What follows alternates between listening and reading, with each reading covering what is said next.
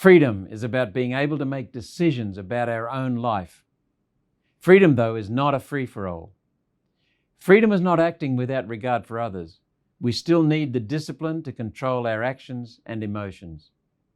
Implicit in freedom is responsibility, to choose between right and wrong. Freedom within limits is the basis for being able to live together harmoniously. Freedom is an essential for human beings to flourish. Freedom is one of the keys for human progress. It starts in childhood. The freedom to move and explore is fundamental for a child's growth and learning. Freedom of choice allows children to discover who they are and become independent and responsible. Without freedom, we simply do not blossom into full independence of thought or action. Without freedom, we fail to grasp the role of discipline and responsibility that's always linked with true freedom.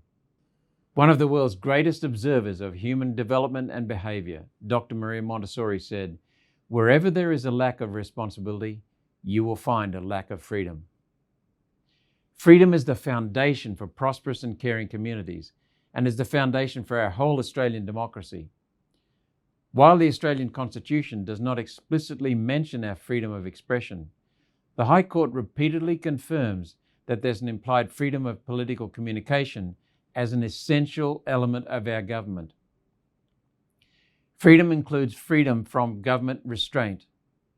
Migrants from all over the world will typically seek out societies where individual freedoms are valued.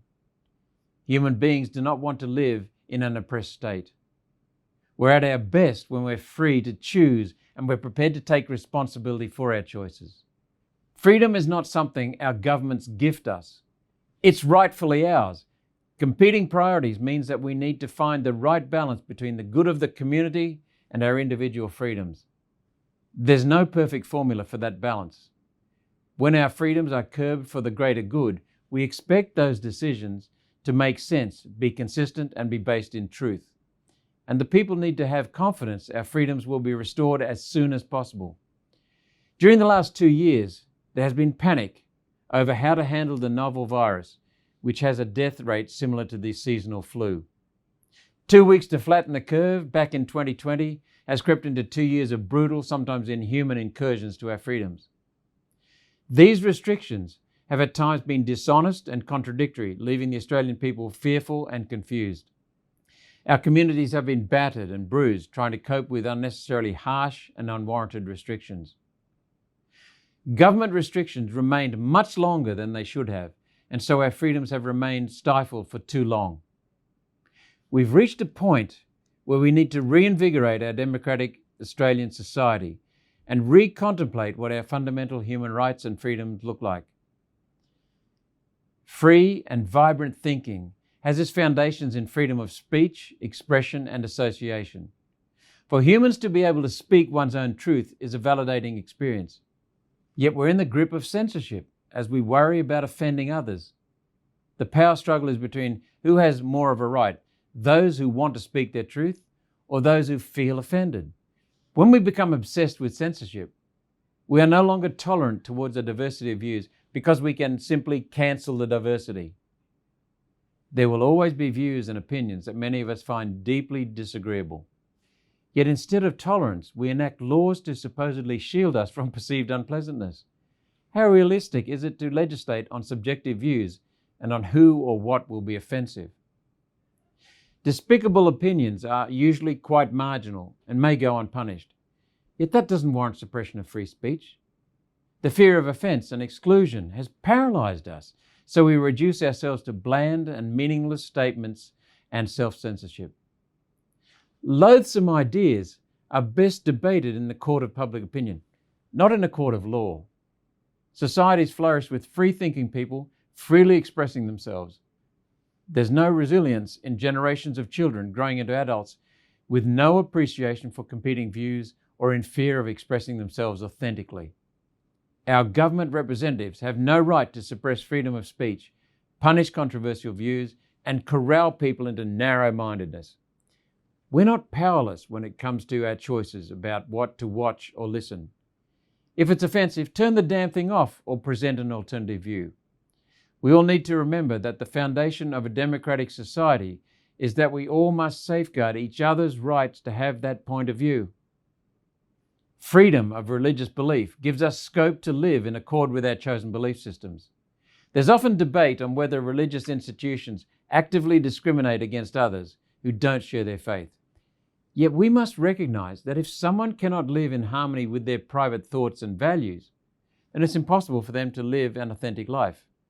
In such times, instead of condemning and restricting, we need to understand and empathize.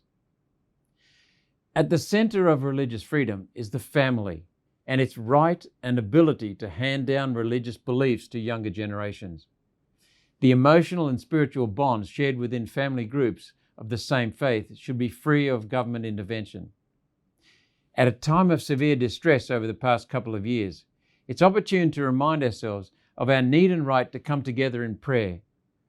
This has been trampled despite Section 116 of the Constitution guaranteeing Australians the free exercise of any religion. As with all freedoms, there are limits. Where religious practices undermine our Australian values and culture, then I believe that our Australian way of life must prevail. It's under the banner of being Australian and upholding those values first that brings us together as Australians, yet still allows space to practice our own religious beliefs. It's been crushing for Australian businesses to endure recent government overreach that's denied so many people the freedom for economic participation. In a democratic society that values freedom and responsibility, it is never acceptable to deny people their livelihoods and the dignity to feed their families. In industries that have operated under perpetual opening and closing hours, the band-aid of welfare can never cover the losses of being denied work. Perhaps even greater was the loss of confidence and the loss of spirit to carry on. Welfare payments cannot remedy that loss of spirit, and our economy will carry those scars for generations. When governments prevented our participation in the economy and community during COVID, did they weigh up the longer-term consequences of such overreach? No, they did not. Former Prime Minister Sir Robert Menzies believed that the greatest function of a democratic government is to create an environment in which enterprise will flourish and the dignity of men and women is linked to freedom. I agree.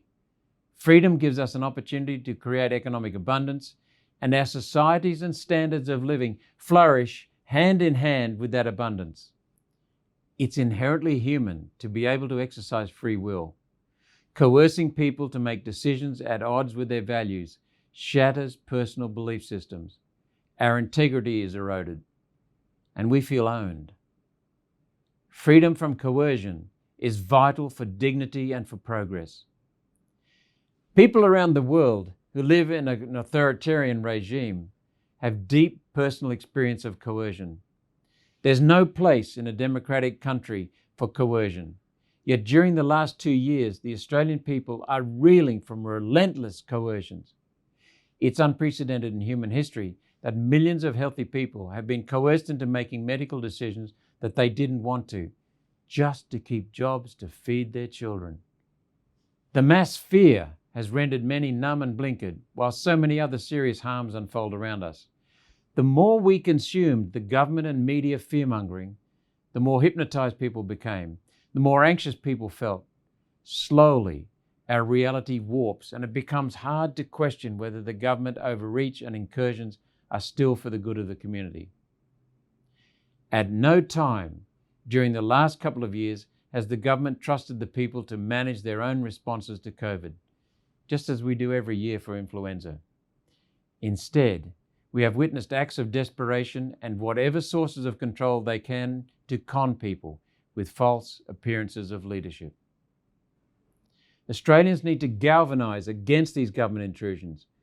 State and territory governments throughout Australia continue emergency laws without any emergency, and they assume this frightening circumstance to be the new COVID normal, the new status quo. The real emergency, though, is government's lack of urgent will to halt the erosion of freedoms for the Australian people. Australians need to step forward and demand our rightful democratic freedoms be recognised and reinstated. Governments need to be reminded that they exist at the will of the people. In a democratic society, freedom is our entitlement. It's in our social contract that we forego some of our freedoms to live in harmony as a community. That social contract expects our government representatives to minimise paternalistic intrusions and to use power responsibly. During COVID, all levels of government have failed to honour that social contract with the Australian people they supposedly represent. Government deceit has betrayed the people they are supposed to serve. Our nation needs revitalising. We need to reconnect to our values and our rightful freedoms. When our freedom is honoured and restored, we will again realise our economic abundance and our security.